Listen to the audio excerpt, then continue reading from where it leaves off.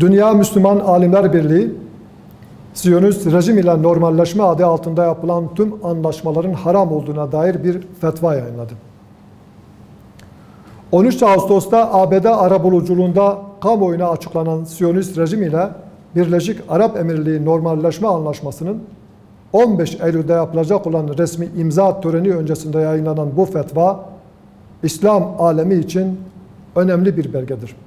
İslam ümmeti bu fetvaya sahip çıkmalı, işgal rejimiyle normalleşme adımlarını mahkum etmelidir.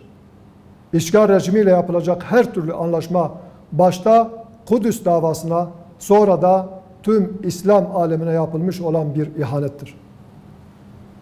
Yüzyılın ihanet planının önüne geçebilmek için Siyonist rejim ile normalleşme adımlarının durdurulması ve buna tevessül eden ülkelere caydırıcı yaptırımların uygulanması hayati önem taşımaktadır.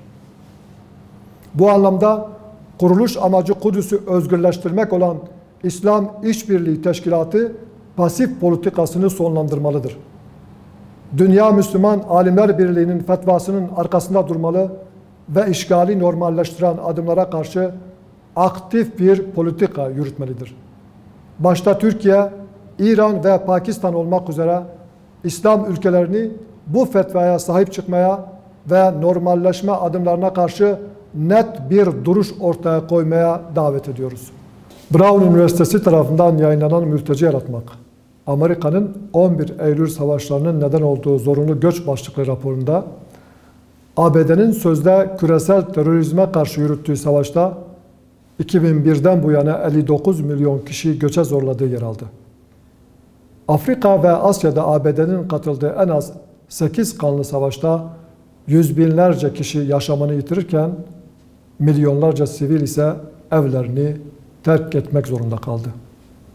Daha önce Wikileaks belgeleriyle ABD'nin Irak ve Afganistan'da işlediği savaş suçları ortaya çıkmış ancak herhangi bir yaptırımla karşılaşmamıştı. Saldırgan politikasını devam ettiren ABD, 11 Eylül saldırısından bu yana NATO gölgesinde insanlığa karşı işlediği suçlara her gün yenilerini eklemektedir. Küresel terörizm ile mücadele adı altında Asya ve Afrika'da asker ve üs sayılarını artıran, ülkelerin ekonomik kaynaklarını sömüren ve siyasetlerini dizayn eden ABD, birçok bölgeyi insansızlaştırmıştır. Söz konusu tablo, 11 Eylül saldırılarının yayılmacı politika doğrultusunda bir paravan olarak kullanıldığını ortaya koymaktadır.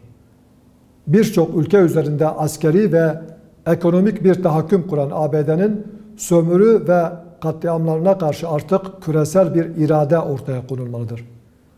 3 kıtada sebep olunan yıkım, göç ve katliamlar savaş suçu kapsamında değerlendirilerek ABD'ye hukuki ve ekonomik bir bedel ödetilmelidir.